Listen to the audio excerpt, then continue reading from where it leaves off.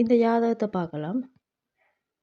கன்னியில் கேது, துலாத்தில் குரு, விருச்சிகத்தில் செவ்வாய், தனுசில் சந்திரன், மகரத்தில் புதன் சூரியன், கும்பத்தில் சுக்கிரன், மீனத்தில் சனி ராகு.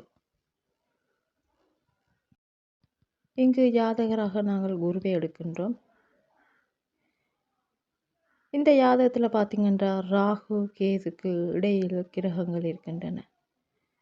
கன்னி, அதாவது கன்னி என்பது தெற்கில் இருக்கின்றது, அங்கு கேது இருக்கின்றார், வடக்கில் ராகு இருக்கின்றார். அதனால் வீடு தென்படலி வீதியில் இருக்கும் என்று சொல்லலாம். அதாவது அந்த வீதி தென்படலி வீதியாக இருக்கும் என்று சொல்லலாம்.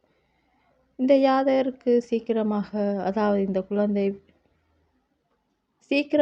குழந்தைக்கு பல்லு முளைத்து விடும் என்று சொல்லலாம்.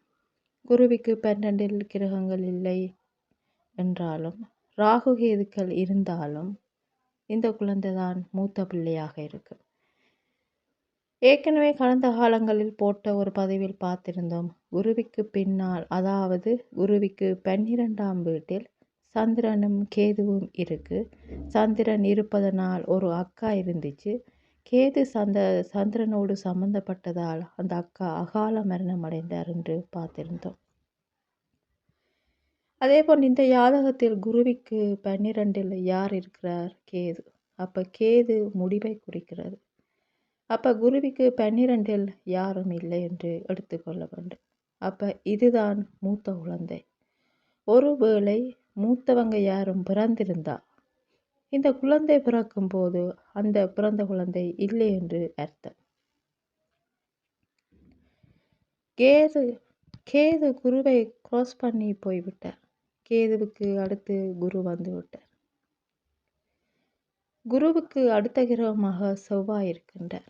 செவ்வாய் வக்ரகதியில் இருந்தால் தொடர்பில் இருப்பதாக சொல்லலாம். ஆனால் இங்கு செவ்வாய் வக்ரகதியில் இல்லை. குருவோடு தொடர்பில் யார் இருக்கிறார்கள் என்று எப்படி பார்க்க வேண்டும்? கடந்த பதிவுகளில் இது சம்பந்தமாக நிறைய பார்த்திருக்கின்றோம். குருவோடு இங்கு யார் யார் சம்பந்தப்படுகிறார்கள் என்பதை குருவிக்கு திரிகோணத்தில் இருக்கும் கிரகங்களை வைத்து பார்க்க வேண்டும். திரிகோணத்தில் இருக்கும் கிரகத்துக்கு முன்னுரிமை கொடுக்க வேண்டும். இங்கு சூரியன் தந்தையை குறிப்பவர். சூரியனுக்கு 12இல் ஒரு கிரகம் இருக்கு. சூரியனோடு ஒரு கிரகம் இருக்கு. சூரியனுக்கு 2இல் ஒரு கிரகம் இருக்கு. தந்தை அறிவாளியாக இருப்பார், படித்தவராக இருப்பார் என்று சொல்லலாம்.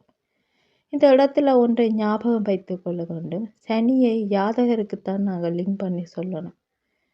சூரியனுக்கு லிங்க் பண்ணக்கூடாது. அதாவது தொழிலை பொறுத்த வரைக்கும் தொழில் நாங்கள் பார்க்கும்போது இந்த ஜாதகருடைய தொழில் என்ன, இந்த குருவோடு அந்த சனியை தொடர்படுத்தி நாங்கள் பார்க்க வேண்டுமே தவிர தந்தையின் தொழில் என்ன என்று பார்ப்போமாக இருந்தால் சனியை தந்தையோடு தொடர்படுத்தி பார்க்கக்கூடாது. ஜாதகருக்கு லிங்க் பண்ணும்போது தான் சனியை பற்றி நாங்கள் பேசணும். மற்ற கிரகங்களுக்கு லிங்க் பண்ணும்போது கூட இருக்கிற கிரகங்களும் அதனோடு இருக்கின்ற கிரகங்களும் தொடர்புள்ள கிரகங்களும் மட்டும்தான் நாங்கள் பார்க்கணும். இப்போ சூரியன் என்று சொன்னால் 12இல் இருக்கிற கிரகம் முதலாவதாக இருக்கின்ற கிரகம், 2ஆவதாக இருக்கும் கிரகம். அப்போ சூரியனோடு 3 பெண் கிரகங்களின் தொடர்பு இருப்பதனால் 3 பேர் என்று சொல்லிவிடலாம். அதில் சந்திரன் 12இல் இருப்பதால் அது முதல் தொடர்பு, அதற்கடுத்தது 2ஆவது தொடர்பு, இப்படி சொல்லலாம். இது வேறு விடயம். ஆனால் தொழில் ரீதியாக பார்க்கும்போது தந்தையினுடைய தொழில் எது? தந்தையோடு புதன் சம்பந்தப்படுகிறது. அப்போ தந்தை ஒரு வியாபாரி. அவர் என்ன வியாபாரம் செய்கின்றார்? அடுத்த வீட்டில் யார் இருக்கிறன்னு பார்த்தீங்கன்னா சுக்கிரன். அப்போ சுக்கிரனின் காரகத்துவங்கள் உங்களுக்கு மனதில் ஞாபகம் இருக்க வேண்டும், ஞாபகத்துக்கு வர வேண்டும். உடனடியாக சுக்கிரனின் காரகத்துவங்கள் என்னென்ன என்று நீங்கள் நினைவுபடுத்தி பார்ப்பீர்கள். ஜவுளி வியாபாரம் செய்கிறார் என்று சொல்லலாம். இப்படி பார்க்கணும். சனி ஜாதகரின் தொழிலோடு தான் லிங்க் பண்ணணும்.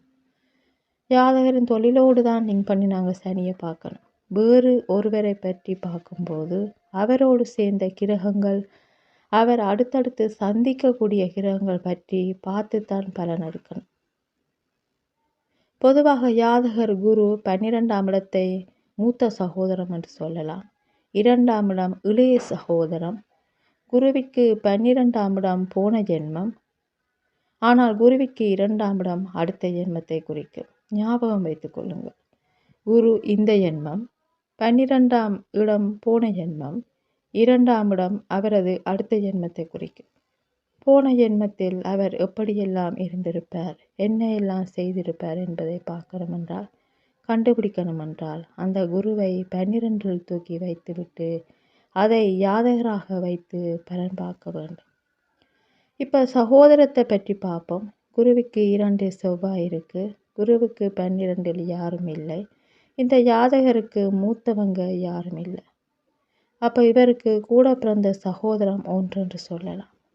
ஆனால் மறைமுகமாக நீங்கள் பார்த்தீங்க என்றால் அந்த துலாத்துக்கு திரிகோணத்தில் ஒரு கிரகம் இருக்குது. அப்போ அந்த கிரகத்தை கொண்டு வந்து இங்கு போட்டுக்கொள்ள வேண்டும். செவ்வாய் மட்டுமில்லை, சுக்கிரனும் இருப்பதாக வைத்து கொள்ளலாம். அப்போ சகோதரமாக சுக்கிரன் ஒன்றும் செவ்வாய் ஒன்றும் இருக்கிறது. ஆணொன்று பெண்ணொன்று கூட பிறந்தவர்கள் என்று சொல்லலாம். சகோதரம் என்று சொல்லும்போது குருவை லக்னமாக வைத்து முன்னும் பின்னும் பார்க்கலாம். குழந்தைகள் என்று வந்தால் யாரை பார்க்கிறது? குருவையும் வைத்து கொண்டு பார்க்கலாம், சூரியனையும் வைத்து கொண்டு பார்க்கலாம். சூரியன் 2 பெண் கிரகங்களுக்கு நடுவில் மாட்டிக்கொண்டால் நிச்சயமாக ஆண் குழந்தைகள் வராது. அதாவது பெண்மை மிகுந்த ஜாதகம் என்று அர்த்தம். ஜாதகர் பெண்மை அதிகமாக இருக்கக்கூடிய ஜாதகர். எப்போ சூரியன் பெண் கிரகங்களுக்கு நடுவில் மாட்டிக்கொள்கிறாரோ அவருக்கு ஆண் குழந்தைகள் பிறக்காது என்று சொல்லலாம். பெண் குழந்தைகள் தான் பிறக்கும். இந்த மாதிரி நீங்கள் முடிவு பண்ணிக்கொள்ள வேண்டும். அதாவது எப்போது சூரியன் பெண் கிரகங்களுக்கு நடுவில் மாட்டிக்கொண்டாரோ அவருக்கு ஆண் குழந்தைகள் பிறக்காது, பெண் குழந்தைகள் தான் பிறக்கும் என்று முடிவு பண்ணிக்கொள்ளுங்கள். மொத்தமாக இங்கு 2 குழந்தைகள், குரு கொடுப்பது 1, சூரியன் கொடுப்பது 1, ஆக மொத்தம் 2 பெண் குழந்தைகள். ஒரு வேளை ஆண் குழந்தைகள் பிறந்தால் அதற்கு ஆயுள் குறைவென்று சொல்லலாம். சூரியனுக்கு அடுத்து சுக்கிரனுக்கு பதிலாக செவ்வாய் இருக்குன்னு வைப்போம். அப்போ ஆண் குழந்தை இருக்குன்ற அர்த்தம். இவருக்கு இயற்கையாக பெண் குழந்தை தான் பிறக்கும் என்ற வாய்ப்பு இருக்கின்றபடியால் ஆண் குழந்தை பிறக்குமா என்றால் பிறந்தால் அது அழிந்து போய்விடும் என்று அர்த்தம். அதற்கான அடையாளம்தான் குருவோடு கேது சேர்ந்திருத்தல். கேதுவுக்கும் செவ்வாய்க்கும் இடையில் குரு இருத்தல்.